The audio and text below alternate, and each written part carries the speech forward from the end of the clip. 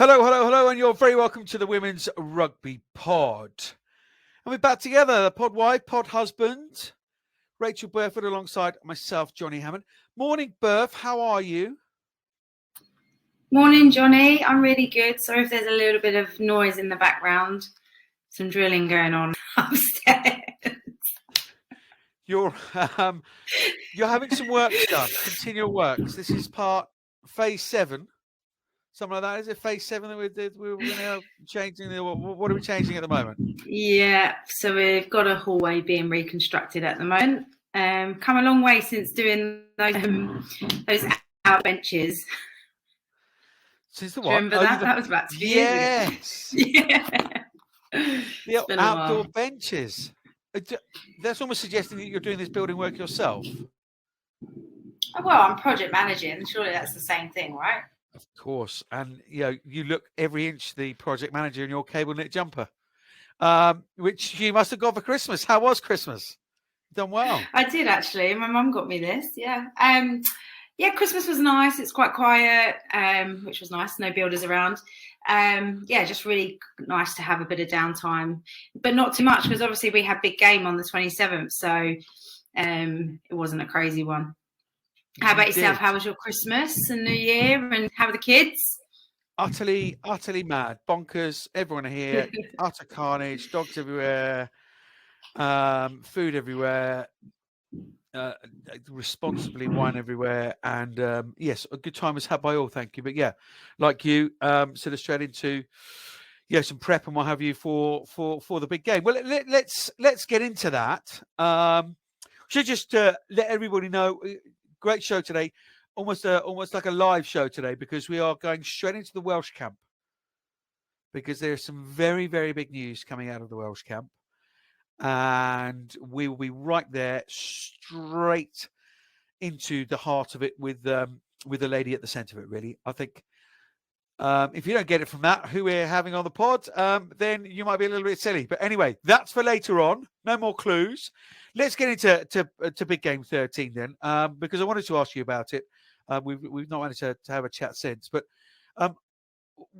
what a brilliant occasion. Certainly was as a fan, and I hung around afterwards and before and what have you. It's a brilliant occasion, as they always are. But what was it like to be seamlessly involved in the day as a Harlequins captain? Yeah, I think everyone was quite nervous around what was going on with COVID at the time. So I'm just really proud of how the players all done everything that they could to ensure that they were in a position to be selected to play the game safely. So that was first and foremost. But then the entire day was just so incredible to be a part of.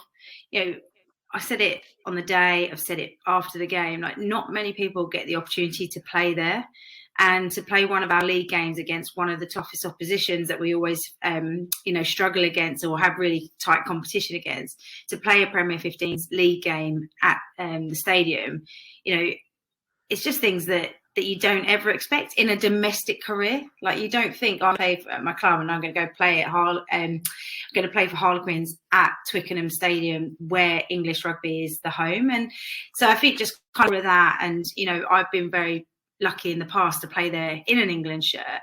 And just what I love about big game is just seeing the players who've never experienced that, the big eyes that, and this is for the Wasp players as well. I mean, they were there, we arrived and they were fully in their full kit playing, they were on the pitch, having photos. And it's amazing because you've got to take that, all those moments in, and you've got to really kind of look around and think, wow, we're here. And it was nice to see it for everybody else. And that's what makes it so magical, is that all those players that, might not be represented in international honours, but they get that in a domestic. And I think that's really unique. Yeah, I couldn't agree more. The Wasps were there very early, and as you say, getting out there and soaking it all up. Fair play to Zelmeda and the rest for doing that, because they're fully absorbing the day.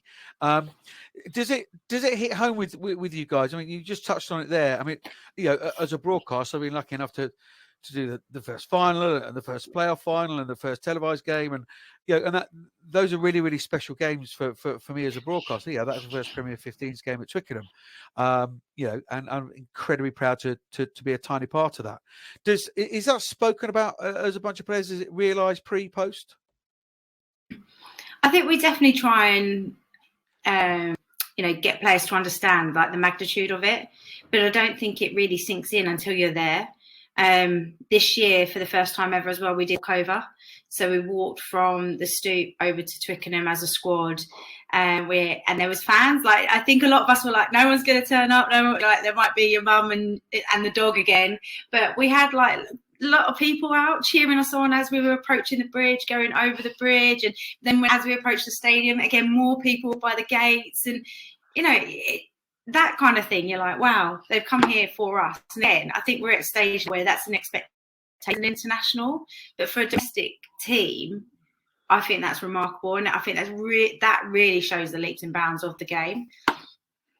Yeah, couldn't agree more. But I do think once the players got there, like even in the changing rooms, some players would never have been in that stadium, only to watch a game, and then they get to walk down that tunnel, and then all of a sudden the turf is there, and I don't know what it is about. It's got such a distinctive smell. Sounds really funny, but like just the grass and the freshness, it's just something that you literally can't explain the feeling unless you're on it. And like you'll have those feelings as a broadcaster as well. But, just walking around and the players kind of, I mean, so many selfies were taken. I think it will definitely, if it didn't sink in, they've got plenty of photos to look back on. Brilliant stuff. And our Burford rolling back the years, getting the hands out, dusting off the hands for those couple of tries. Bang, bang, the wrist back nice. out, Burf. Yeah, it reminded me of when Jess scored that incredible try. Oh, God, how many of the years ago at Twickenham. It was nice to just, understand what my role is. I mean, we can't not get the ball out to those X-Factor players. So, yeah, lucky to be in the right place to pull the trigger. Yeah, thanks for the nice words on comms. You know me full well. I say what I see. Here's Mr. Chips. That is rolling back the year. I say what I see. And your hands were exceptional. Let's not go into the detail of the game. I think I touched on that with Sunta last week and what have you. And all of that, ladies and gentlemen. Talk about big game 13, and the lady who was captaining the winning side, and it's been there and done it, got the t-shirt, the mug, the tin tray, the matching toweling robes, all the rest of it, didn't mention the shirts once. Yeah, I mean, I was pretty disappointed about how the media responded to that. It was obvious that we weren't in the right fitted kit, but players wanted to play in that kit and the staff made it happen. And if we weren't in that kit, they would have mowed them. We weren't in it. So look, I think the bigger picture of what the club put on as a display of opportunity for women's rugby is what it's about. Not necessarily, we can't always get everything right. And I'm sorry, but people that do things that are out of the ordinary and are the first to do things are often the ones that do make mistakes along the way for the people behind you to not make those mistakes. So it just disappoints me that people want to pick holes instead of kind of look at the incredible, all the other great stuff, and they go, oh, actually, well, they didn't do this part right. Let's jump into that. And do you reckon that we're going to ever be in that position again? No. Do you reckon that I need to speak to Harlequins at all to say, I think we might need smaller shirts next year? Absolutely not. They recognise it. It'll be sold. It's just like, why really, really pick on that, considering you had all the other stuff to kind of celebrate and get behind? We've got to be careful with doing that. There'll be people that have stuff to say about Wales only having, like you mentioned, only 12. What's that going to? What about the rest of them, etc. People find fault in everything, but let's make sure that we keep celebrating the really, really good stuff. Like, I'm all for challenging, and I'm all for standing up for things when they're not right. But let's not forget the bigger picture stuff.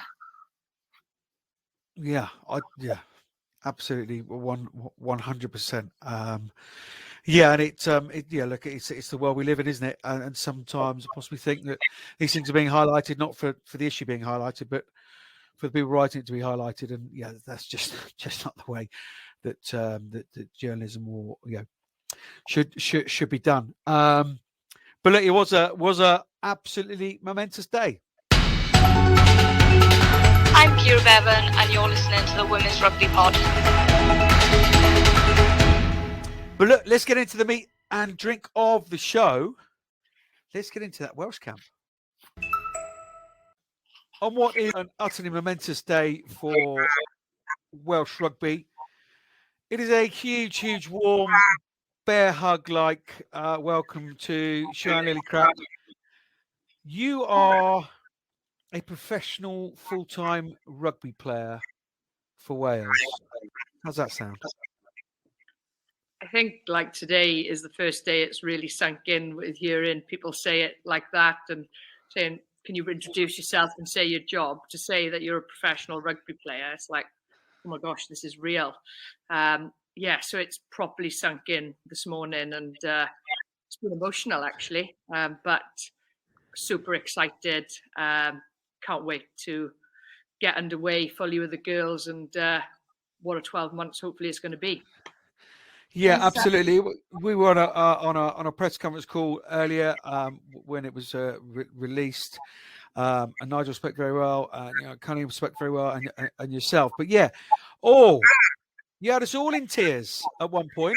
A lot of journos switching off cameras, desperately fighting for their cameras to get off their cameras. But I had no shame in admitting I was very emotional hearing you speak, because it means that much to you. It's been a long time coming. Is there, in the gambit of emotions today, is a sense of relief there? I think a huge sense of relief, and yeah, I took myself by surprise earlier. The question coming in about what would you say to a teenage girl from Manalo that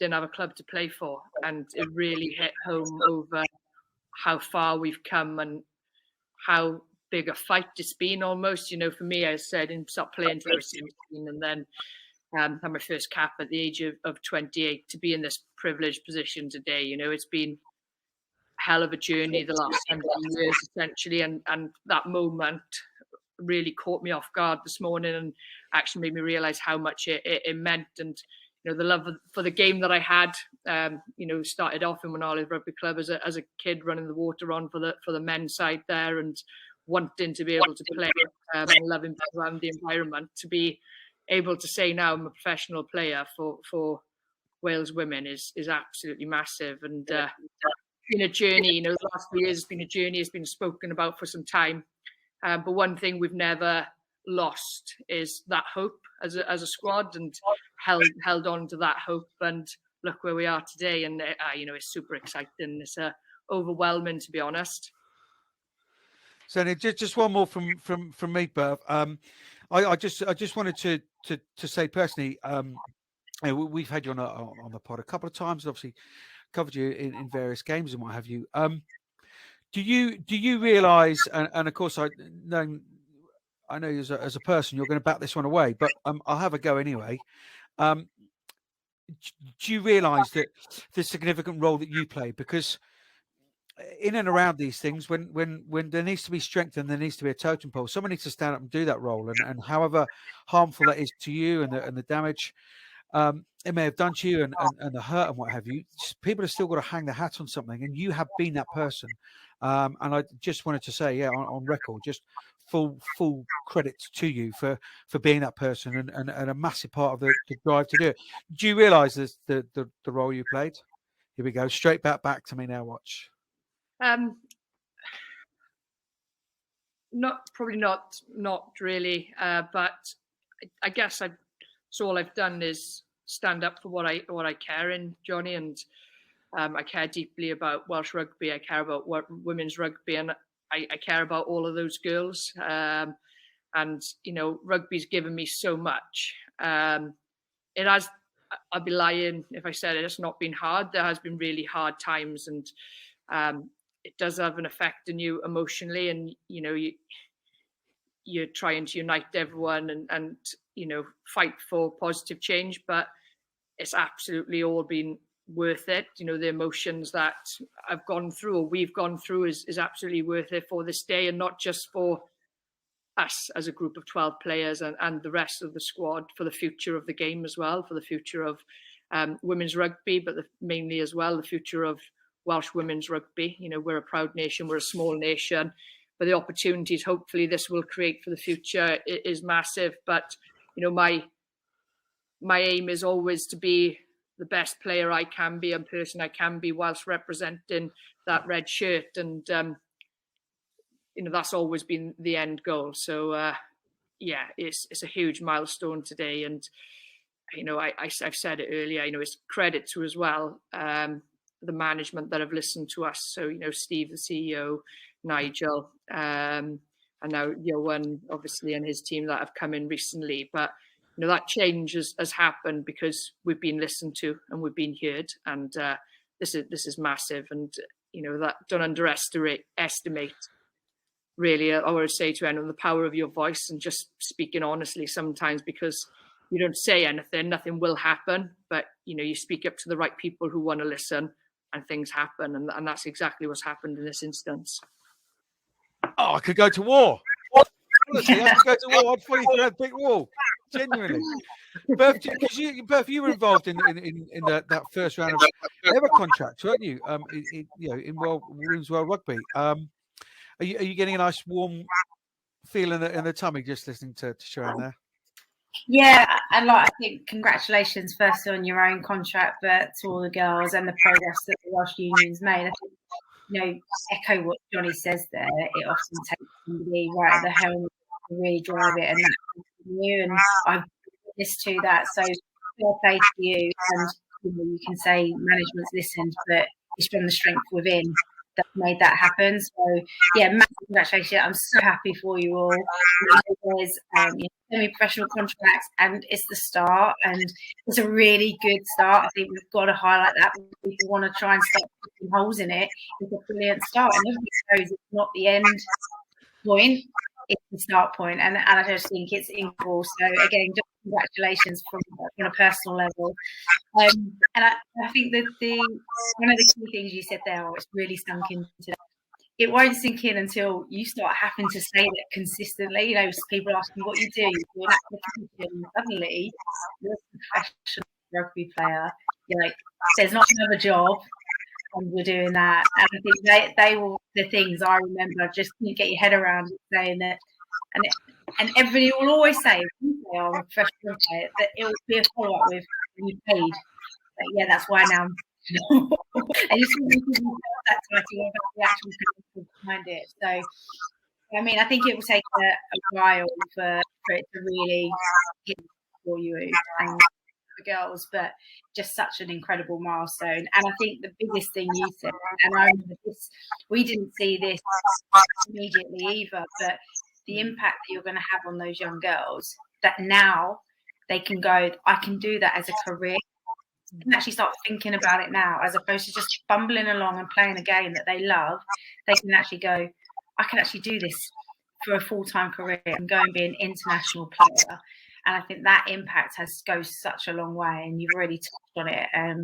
You know, that's not been there for Welsh.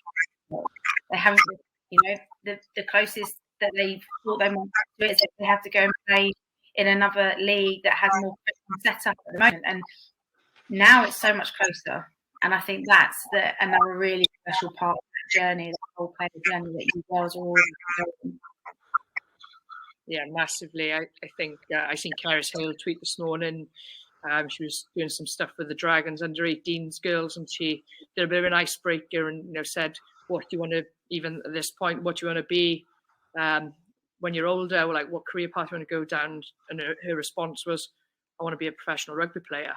And, you know, what that's done is just made that real for all those girls who love rugby, and exact reason why we love it, because it's brought us so many friends, it's given us so much joy over the years, and girls can actually strive to be that now, and that's massive. And you know, I just think, you know, even as a kid growing up who couldn't really play rugby, but what rugby did for me, even if I couldn't play it, was huge. And you know, you couldn't see women's rugby on the TV then. You couldn't.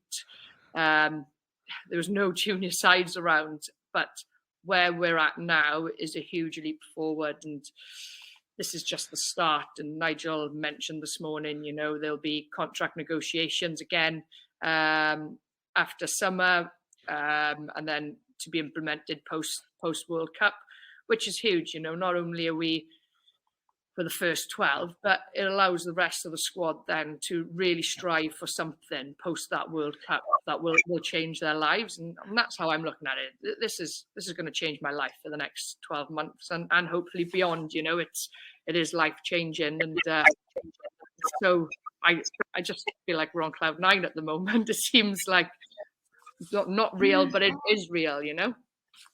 Yeah, and I've got a question for you. Who did you grow up wanting to like inspired by? What players? Being completely honest, it was Martin Williams. I loved because that's who I used to see on TV all the time was Wales men. You know, Wales women wasn't really on, but you know, I knew Mel Berry, but I never really seen Mel Berry play. You know, I never went to watch any live women's rugby. It wasn't on TV. But knew she was an outstanding player and captained Wales to many successes, you know. So, but growing up, I used to watch Martin Williams play week in, week out, and loved what he did on the field, you know. So, but now hopefully that's flipped. You know, girls can see us. You know, it's been a tough 2 years with results. Hopefully in autumns we've seen the start of something special, and we've got the opportunity now to build on that. So. We've seen it in the autumns, you know, actually our games, we played Japan, South Africa, finishing with Canada at 5 o'clock on a Sunday, which is quite tough. And we had South Africa on a Saturday lunchtime because people enjoyed the game so much. We had our best crowd for that Sunday game. We got on 2 wins. And even though it's a Sunday night game, we had our best crowd on that Sunday evening game based on, you know, what we'd done in the 2 games before. So it's powerful really over what we can do by improving performance, and we've got the opportunity to hopefully do that now by training more smartly and harder, I guess. I mean, yeah. Look, sorry, Burf, go on. So that's the impact you're going to have now. Young girls are going to be like, I want to be like Siwan, and not Martin Johnson. Sorry, Martin Williams or anyone like that. And I think that's the beauty that you're the role models that girls want to be. We don't have to and you want to be the same. Just a quick question then on, so you're saying your life's going to change over the next 12 months. Give us a flavour of what day one looked like, what the rest of the week's going to look like, but what do your days look like? I know your days were like before. They were like ridiculously long days, working, training, travelling. So give us an insight. I think I got all of that. It did break up a touch then, but so like a week for us.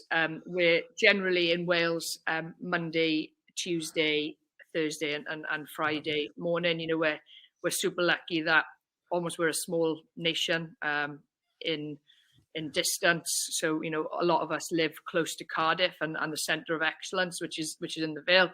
So you know, we're in there in the mornings, speed work, gym and skills essentially. So you know, this week we've kicked off and we had gym speed and kind of catch pass skills, decision making skills on Monday.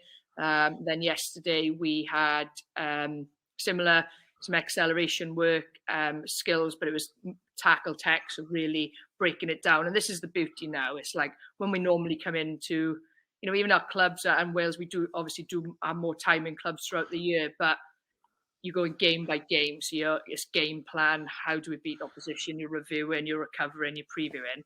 We've got time now to really break things down and really enhance our technical skills. So yeah, broke it down massively yesterday, contact area. So not a hard hit out, a hard day, but just technique, you know, getting good quality reps in. And then we were in club training last night. So we all went to our clubs last night and got kind of our high day in on feet volume with our clubs and prepping for our weekend fixtures. Thursday, Friday then will be similar. We'll be in the mornings, and then into clubs on the Thursday evening ahead of our game. And then Friday then is this kind of recovery, looking at our game plan ahead of Saturday and just really switching on to what that next week is. But then, for instance, next week is a little bit different because we've got a break in our Prem 15 fixtures, so we're in Welsh camp then for that weekend. But the bonus is working closely with S&C coaches, working with Johan and the rest of the coaches, and being able to sit down, look at ourselves, review live footage as well from training. Like, we had the iPads out yesterday and looking at our tackle tech there and then live. Right, this is what I need to do differently.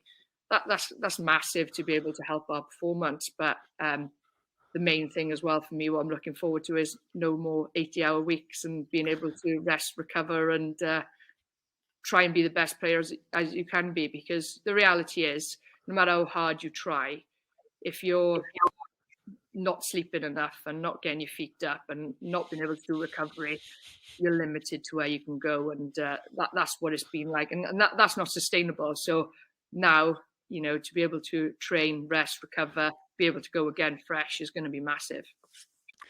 I'm very conscious of your time, Siwan, but I'm professional already. I mean, the amount of jargon and lingo that was used then, high feet volume, tech this, tech that. Actually, a proper professional already. None of this amateur status stuff. Proper professional. With performance. The pressure's now on. No, ever the coach would speak. Look, I'd love to ask you about how easy it was with a job and what have you at Swansea University. I'll just let the listeners know that you said in the end it's kind of an easy decision because this is ultimately what you've dreamt of as a girl, and they've been great to you. But I just wanted to pick up on one thing that Nigel said, and he's in front of the proper women's rugby journos there, the Ali Donnellys and the Sarah Orchards and what have you. And he said, we want the best women's, I'm going to just read this, the best women's program in the world. That's the objective. That's in black and white now. That's in video. Just how exciting is the future? And don't worry about the team just for a couple of minutes. Don't worry, they won't be listening. Just you. How exciting is it for you hearing those kind of words? It's massive. It's more than just the contracts. I think, he's referred to as the resources, the quality of everything else. That's massive for me because my ultimate goal is to be the best player I can be in this red jersey, especially this year. And that, that is huge that I'm going to have the tools, hopefully, I will have, because I trust Nigel's words and what he's saying today and before today. I'm going to have the tools that I can now be that. Before Johnnie, that probably wasn't possible, but what he's now allowing us to do is for us to be that best, reach our potential. And that's the exciting bit. Like, we probably haven't reached our potential as players because of the way we've been functioning. Yep. So, this is super exciting. Like, where can we go if we can reach our potential now? And that's not just from having the contracts, but it's the resources and the program, S&C, coaching, nutrition support, all of that. Where can we go now? Because we haven't had those resources to this level before. So, yeah, I'm just excited to see how far I can go, really. Oh, it's magic. Look, we'll leave it there because no doubt you've got 500 more of these to do, and it'll all be the same questions. So apologies for our unoriginality, but it's one of those days, and just delighted you could come on and we could just share with the listeners that true emotion and honesty that you always bring. And we've been a bit of the journey, given our listeners a bit of the journey, days when it hasn't been going so well and what have you, and it's lovely to have you smiling away, making everybody cry with your sheer passion for the game and Welsh rugby, and you did it. Well done. Thanks, guys. Thanks for having me. As I said before, it's always a pleasure to come on the show, and anytime I will make more than enough time to come on and chat to you guys, because what you guys do for women's rugby is massive. And as you say, sometimes it's nice to shed some positive light on things and give people a true insight into what happens. And thanks for your support, both. It's been, you've both been a huge support for Wales women and women's rugby across the years. Thank you. You're gonna We'll make see you me next week, and the week after, and the week after, and the week after. No, no. Yeah. Pencil me in. Brilliant stuff. Thanks so much, Joanne. Thanks, guys. Thank you. Take care. I'm Alicia Washington, and listening to the Women's Rugby Pod. Wow, I got emotional, Burf, on the press conference. Genuinely, tissues everywhere. Rob Cole, who you sort of asked the question, and it went straight to the heart of her. And yeah, imagine just remembering when she was a little girl and she didn't have a club to play for. Now she's captain of a Welsh rugby team that's now professional. And it went straight to the heart. And boy, certainly the best press conference I've ever been to. But she's magic, and her role, I know we knew she was going to bat it away, but it can't be underestimated, her role. No, she's been instrumental in why Wales are in the position that they're in. She's been at the forefront of having those difficult conversations. She's been in that position where she's been challenging those around her for the players around her. And she's done that all whilst having an extremely high-pressured full-time job, travelling back and forth to club, and then representing Wales everywhere in between. To do all of that, is real strength of character. And I don't think she really probably realises just how much of an impact she had in what she's created for herself, but also for her teammates. Everybody sees the type of player, person she is. Yes, she might have a contract and 11 others might have a full-time one, but she wants her whole squad to have one. So that they'll keep fighting and they're building and working towards that, and she won't settle. But delighted for her and everybody else. Yeah, the way she conducts herself and manages to stay as honest as she does, almost peerless as a current player in that international space. She's extraordinary. Just to the nuts and bolts of it, 12 contracted players was really going to be 10. They just couldn't squeeze the talent into the 10 places, so they made the 12 available. It's a 15-man game. Oh, please, people, see the bigger picture. They're a retainer contract. So some players, Georgia Evans, for example, over in Saracens, that's a hell of a journey, 4 days a week. I don't know that for a fact, but it's just that one of those kind of players who would be on potentially one of those retainer contracts. And then if players from without those contracts, whether it be retainer or full-time, come into play for Wales, that is then, they get remuneration for that as well. So the full gambit, I was incredibly impressed by Nigel Walker. Cool, calm, and collected, but a momentous day. And we speak about a few issues on here, don't we, Burf? And I just think everybody calm down. We've got to realise that it's a slow burner, and this is a momentous day. I've said it, and we'll keep saying momentous day for women's rugby, for Welsh women's rugby. Yes, they could be paid more. Yes, there could be more contracts. Of course they could, but you've got to get on the wheel to start with, and that's often the hardest part. And Welsh women's rugby is on the wheel, and that should be massively celebrated. That's the highlight of the day. Exactly. I think you've got to look back at, the Red Roses.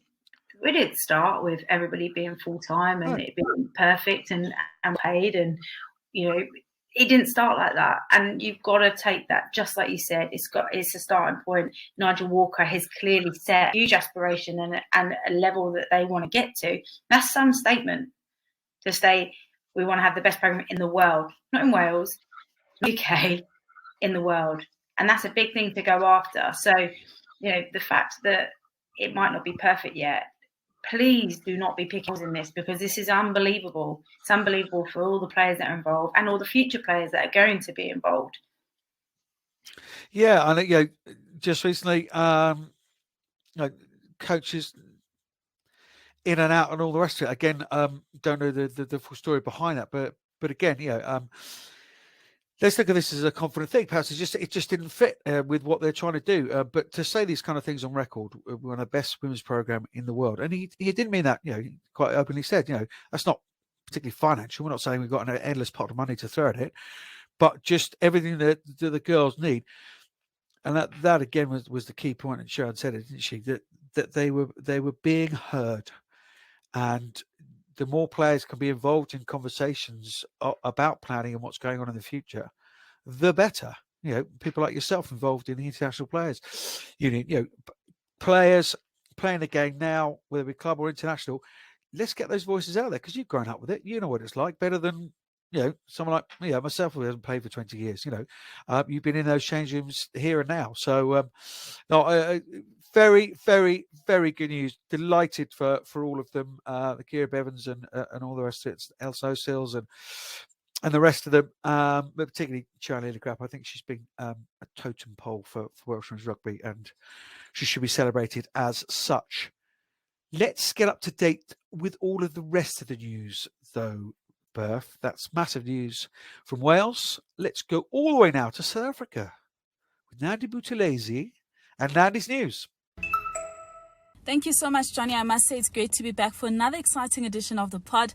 And what better way to start off this week than the announcement of 12 Wales women players who have been given full-time contracts. What a time to be alive, and what a time for women's rugby. It is definitely on the rise. We do start off this week's news with Charlie Hayter, who has been appointed Sevens and Women's Performance Manager for England by the RFU. Hayter will work with the Red Roses England Pathway Premier 15s clubs, as well as both men's and women's sevens setups. Hayter, a men's sevens international, was named England women's sevens head coach in 2019 and coached throughout the Tokyo Olympic cycle.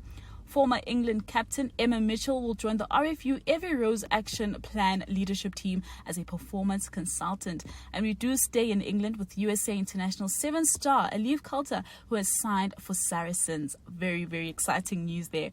And we do cross over to the Asia Rugby Council that has approved the Executive Committee's recommendation of changing the name of its Women's Advisory Committee, renaming it to the Gender Equity Committee, whilst also endorsing the inclusion of individuals of both genders on this committee. In its commitments to gender equity, the council gave power to committee chairpersons to add more committee members, thereby making more space for women to present on committees, as well as give current female observers full-time membership status and complete voting rights. The Women's Advisory Committee was led by Adam Milby for the past 2 years, who also represents Asia as the World Rugby Council in an exemplary, gracious and progressive act. Ada expressed her desire to now step down from her role as chairperson of the Women's Advisory Committee to allow new leadership to come to the fore.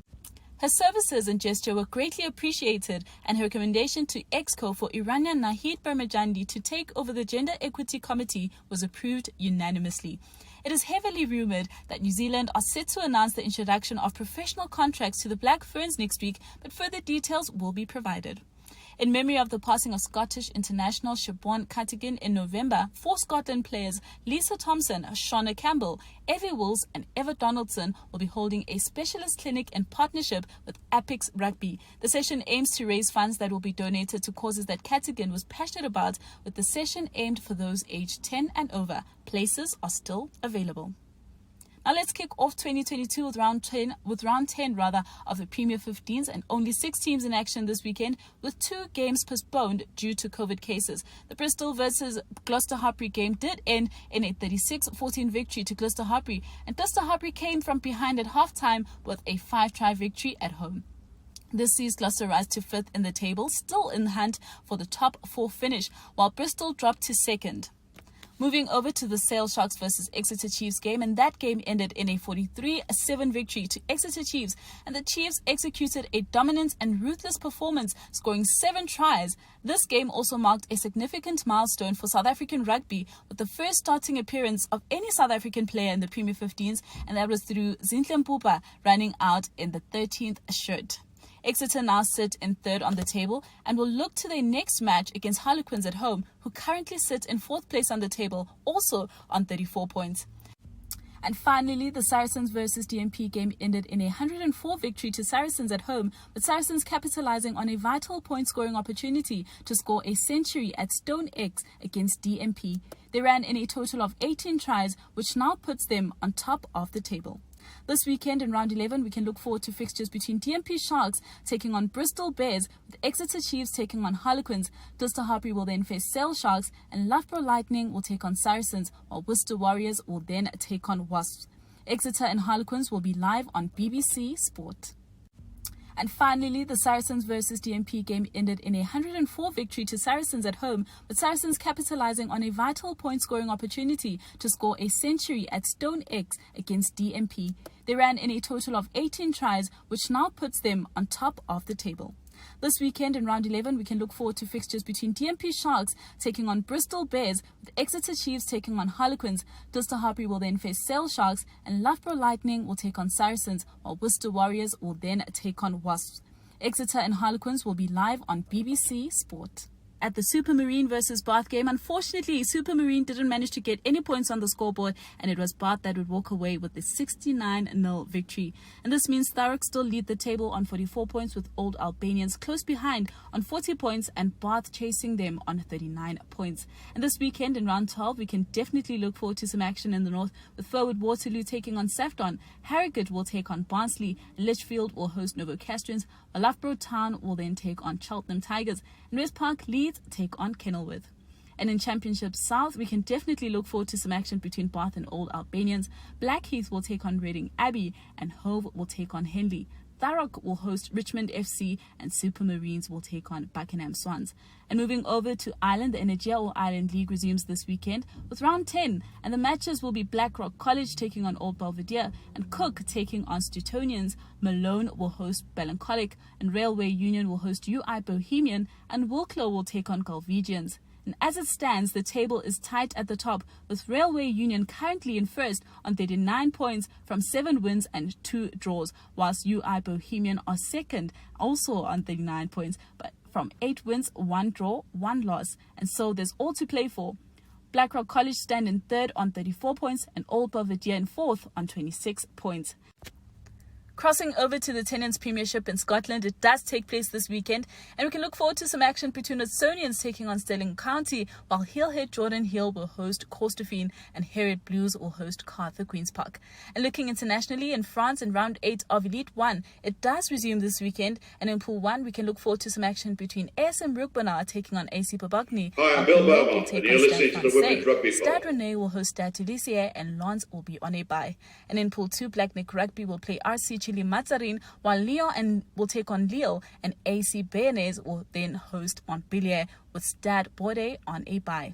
In Spain, the Liga Iberdrola is not back in action until the 30th of January, so more on that to follow. That's it from me, and catch you next week. Hi, I'm Bill Beaumont, and you're listening to the Women's Rugby Pod. Nandi, thank you very much for all that news. Slowing yourself down to South Africa, a little bit jealous. Got cold feet this morning. Anyway, let's just pick up on some of the Prem results that Nandi brought us up to date with. At the weekend, only 6 teams in action. Bristol, Gloucester. Now, I tipped Bristol. Did you? Thought, yes. Because what do I know? Madame herself, Centre MBE, went Gloucester Hartbury. Yeah, they were good for their win, weren't they, Gloucester Hartbury? Yeah, I think that kind of result has been on the cards for them. They've been so close in quite a number of matches to take the win. They obviously, the week before, just beat Exeter, which would have given them, maybe not the week before, but would have given them the kind of belief and the momentum to keep moving forward. That Bristol had a lot of players out. You can't deny that. Some key members not part of the team. So you take that into account, and that's probably why the squad then got to where it got to in terms of running away. Do I think that Gloucester could have still beaten Bristol with all their fully pledged players? Yes, I do, but I don't think it would have been as big of a scoreline. Yeah, I think Mo Hunt and Zoe Orkoff, they're obvious, aren't they? To pick out, but I thought they're both absolutely outstanding. You want your big players to play well, especially in derbies and whatever. I thought those two were exceptional. And Cracky George was exceptional as well. Her tactical kicking. I mean, when people say they need a coaching lesson from her. Yeah, indeed so. Sharks went down at home 7-43 to the Chiefs. Fairly dominant, the Chiefs. They are just a tough, gritty old side, aren't they? Yeah, they are. And, it's a shame because obviously it was tight at half time. But I feel like that's kind of been Sale Sharks' season.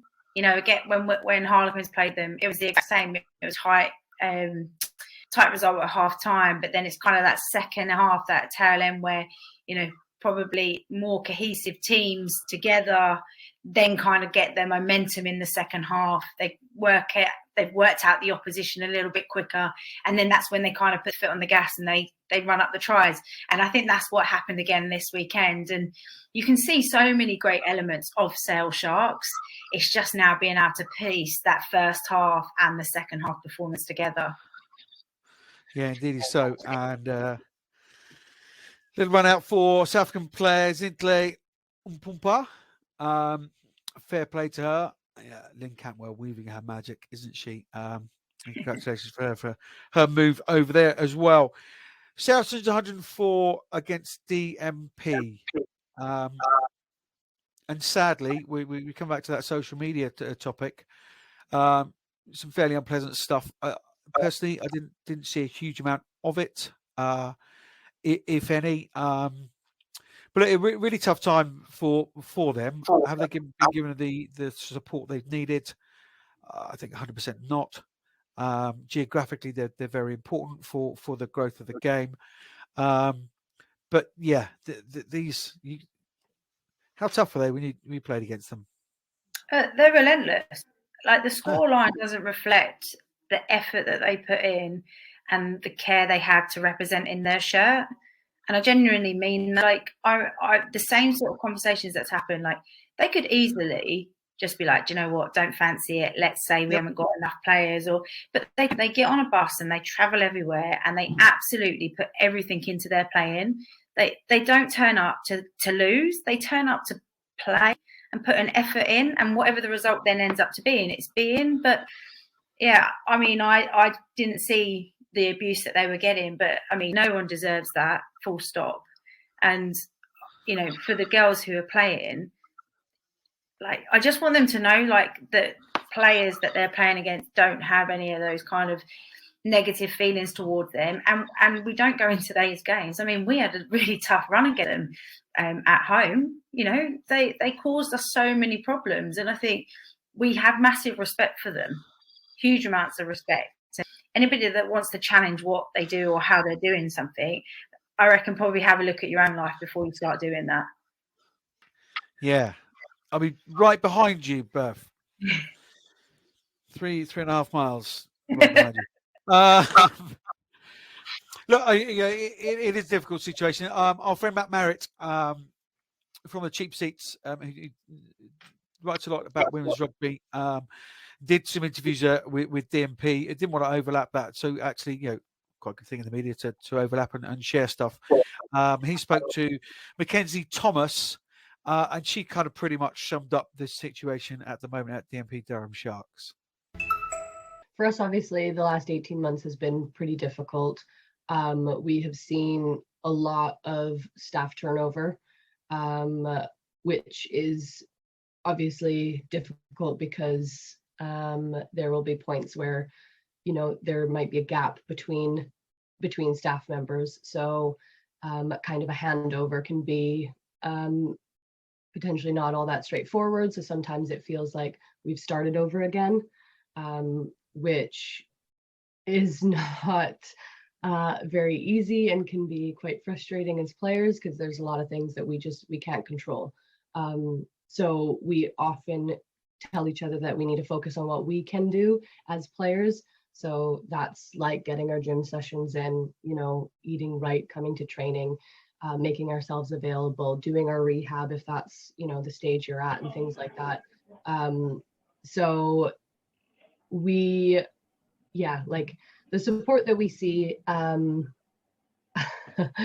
guess it's hard to talk about. It's, I would say it is not the same support that we see with other teams in the league. We are extremely happy to see all the support that other teams receive, because it is amazing for women's rugby. And it's so exciting to be involved in a league that is becoming so professional, and it's being seen in our league. And then that's pushing forward to, you know, the scores that we're seeing that England is putting on in the autumn internationals, let's say. So I think it's been so crucial for women's rugby to see that if you can create a league like this and you can put funding in it, you can create these amazing players that can then reach, you know, the national level. I do think that we have work to do behind the scenes to be able to allow us to level the playing field with the other teams that we see. You know, so we hope that things are going in that direction. It just feels like they're, we would like them to go faster. Feels like. So moving on to round 11, prediction time. Yeah, well, oh, well, you've got a hard. Did Sunta get them all right? She did. She's got them all right. All right. Yeah. So here we go then.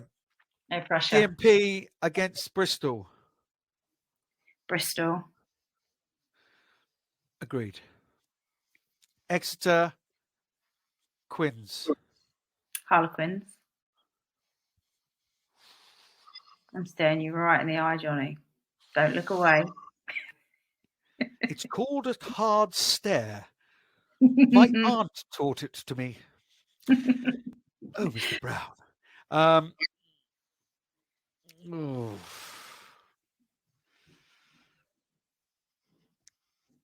Come back to it. Gloucester Hartbury against Sale. Gloucester Hartbury. Gloucester Hartbury. Loughborough Lightning against Saracens. Oh, I would say, I think it's going to be a tough game. It's up in Loughborough. I think Saracens. Yeah, I think just don't think Loughborough recovered.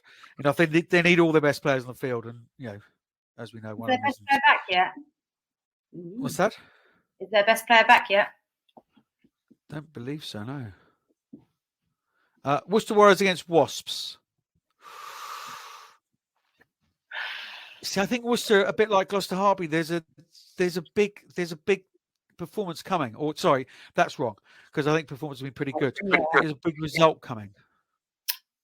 I'm going to go with Worcester. Oh no, don't do that, because I'm going to go Worcester. We can both go for Worcester. No. Okay, both Worcester. And Exeter Chiefs Quins. I think you're riding on a crest of a wave. I'm going to go Harlequins. Yes, Exeter Johnny. Harlequins will be on BBC Sport for your viewing pleasure. Well, that's kind of about it, really, Burf, for this week. A sunny week. Builders have calmed down for our second part recording, so that's been really, really good. Just wanted to do a little shout out though for Tia. Don't know how old Tia is, but she's been a lot of contact with us on social media.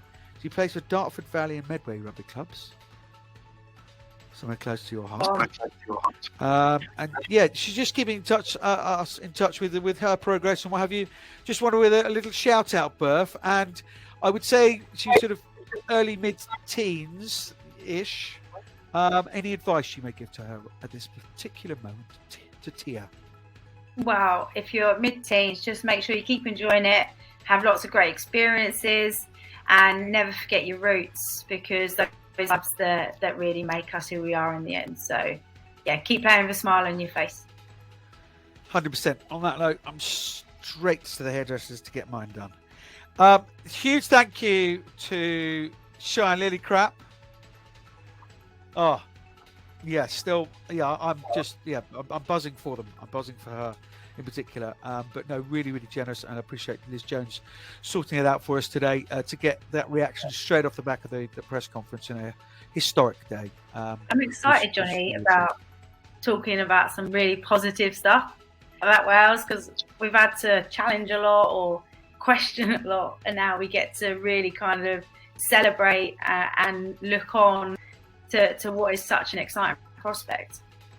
And obviously, nothing official yet, but as Nandi was saying, there's big news to come out of New Zealand fairly soon as well. There's sort of some little murmurings and rumours on social media, isn't there? Look, I think, the cat's out of the bag. There's contracts to be given out there, but we need to officially do the allegedly. Let's not get the lawyers on us. Let's cross the T's and dot the I's before we do anything more on that of the pod. So, no, really, really positive stuff in what is an unbelievably positive year for women's rugby. So thank you, Sharon. Thank you to the team behind the team, to Sean, to Tom, to Bluebell, Nandi. Thank you very, very much. Great to be alongside Burf. Nice to have you back, and see you next week. Until then.